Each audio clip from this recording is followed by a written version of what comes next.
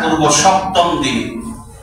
হাদিস শরীফে আসছে আল গুলামু মারতাহিনুন বিআকিকাতিহি ইউসবাহু আনহু ইয়াউমাস সাবিআ, যে সন্তান ভূমিষ্ঠ হওয়ার পর সপ্তম দিনে সে যেন তার সন্তানের জন্য আকিকা করে। হাদিস শরীফে আসছে যখন বান্দা তার সন্তানের জন্য আকিকা করে তখন এই সন্তানটাকে আল্লাহর কাছে একটি প্রাণী জবাইয়ের মাধ্যমে আল্লাহর কাছে সন্তানটা একটা বন্ধক স্বরূপ পেয়ে যায়।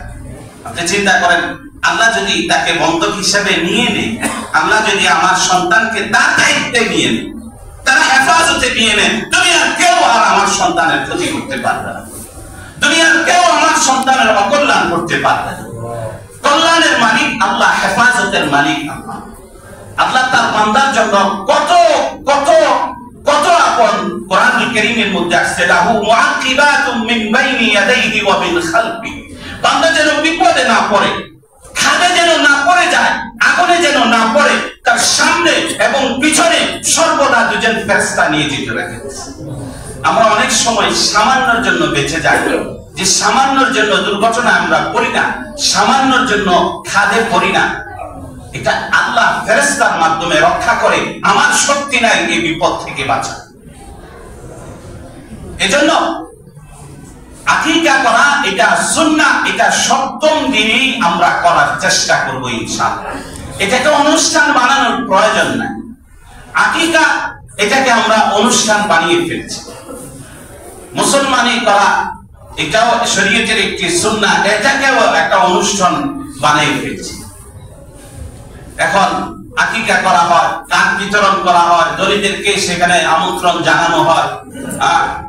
তো শুধুমাত্র ধনীরাই তারা উপহার নিয়ে দাওয়াতে অংশগ্রহণ করে, তো গরিবরা তো দাওয়াত থেকে একদিকেই বঞ্চিত হয়, দ্বিতীয় দাওয়াত করলে উপহার নিয়ে এখানে দাওয়াত খাওয়ার মতো তার সামর্থ্য থাকে না। তো হাদিসে আসছে যে অনুষ্ঠানে গরিবরা বঞ্চিত হয়, এটা আসলে এটা কোনো খাবারের আয়োজন থাকে না, সেখানে আল্লাহর রহমত থাকে না। এদিকে আমরা খেয়াল করব। আকিকার মাংসটা এটা কোরবানের মাংসের মতো, এটাকে তিন ভাগ করার চেষ্টা করব। এক ভাগ নিজের জন্য, এক ভাগ আত্মীয় স্বজনের জন্য, এক ভাগ গরিবদের জন্য আমরা বিতরণ করার চেষ্টা করব। ছেলে হলে 2টি বকরি, মেয়ে হলে 1টি বকরি। এই আকিকা করা এটা অত্যন্ত সুন্নত একটি আমল। একদম সাদা সিধা ভাবে আকিকা করার আমরা চেষ্টা করব ইনশাআল্লাহ। তাহলে সপ্তম দিনে 3টি কাজ। 1 নম্বর হচ্ছে মাথা মুন্ডানো, 2 নম্বর হচ্ছে নাম রাখা, 3 নম্বর হচ্ছে আকিকা করা। আল্লাহ আমাদেরকে সন্তানের এই হকগুলো, সন্তানের হকগুলো পিতামাতার কাছে প্রাপ্ত, এগুলো সঠিকভাবে আদায় করার তৌফিক দান করুন, সকলে বলি আমিন।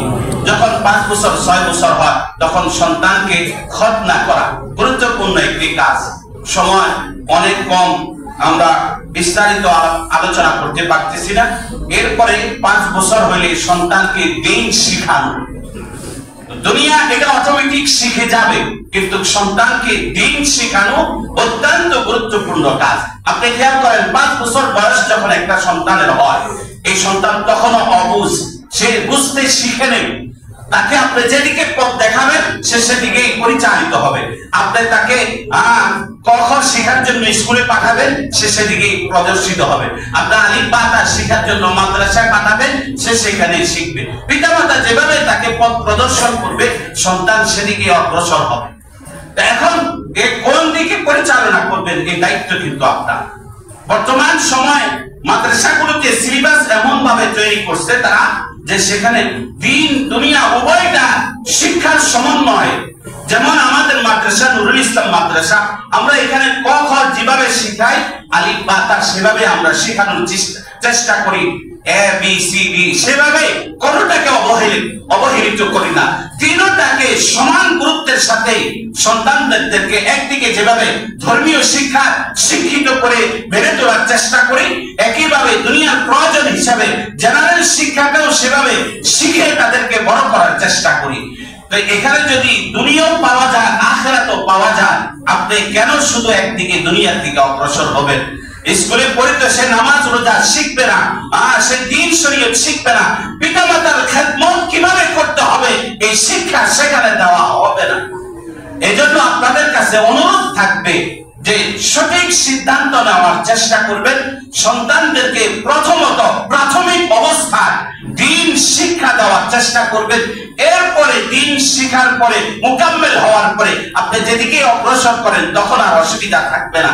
কমস কম সন্তানকে 5 বছর বয়সে আপনি যদি নুরানি মাদ্রাসায় ভর্তি করিয়ে দেন, 3 বছর পড়লে কমস কম আপনার সন্তান আর সে নাস্তিক হবে না, আপনার সন্তান আর পিতামাতার সাথে উঁচু আওয়াজে বেয়াদবি করে কোনো কথা বলবে না, আপনার সন্তান বেনামাজি হবে না।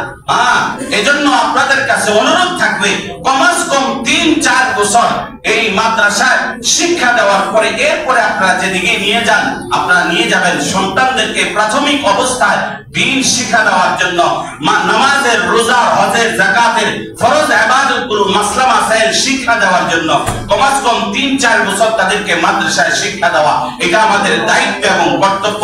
আমাদের সমাজে আলহামদুলিল্লাহ সামাজিকভাবে একটি প্রতিষ্ঠান হয়েছে নুরুল ইসলাম তালিমুল কোরআন মাদ্রাসা। সবাইকে সেখানে আমি দাওয়াত দিচ্ছি। আর প্রয়োজনে এক কাপ চা খেয়ে আসবেন, আপনারা আমাদের পরিবেশ দেখে আসবেন, শিক্ষার মান যাচাই করে সন্তানদেরকে সুচিন্তিতভাবে সেখানে ভর্তি করিয়ে দেওয়ার চেষ্টা করবেন। এখন আমাদের এখানে ভর্তি চলতেছে নুরানি বিভাগ, হাদিস বিভাগ, এবং অল্প সময়ের মধ্যে কিতাব বিভাগও আমরা খোলার সিদ্ধান্ত গ্রহণ করেছি। আল্লাহ তাআলা আপনাদের সকলের জন্য দোয়া করতেছি, আমরাও দোয়া চাইতেছি আল্লাহ তাআলা যেন আমাদের প্রতিষ্ঠানকে কবুল এবং মঞ্জুর করে নেন। এই প্রতিষ্ঠানের উসিলা এই পুরো এলাকাকে, পুরো দেশকে আল্লাহ হেদায়েতের জরিয়া বানায় দেন। আল্লাহ আমাদেরকে ইখলাসের সাথে, সহিহ নিয়তে, বিশুদ্ধ নিয়তে এই দ্বীনের কাজগুলো করে যাওয়ার তৌফিক দান করেন। সকলে বলি আমিন।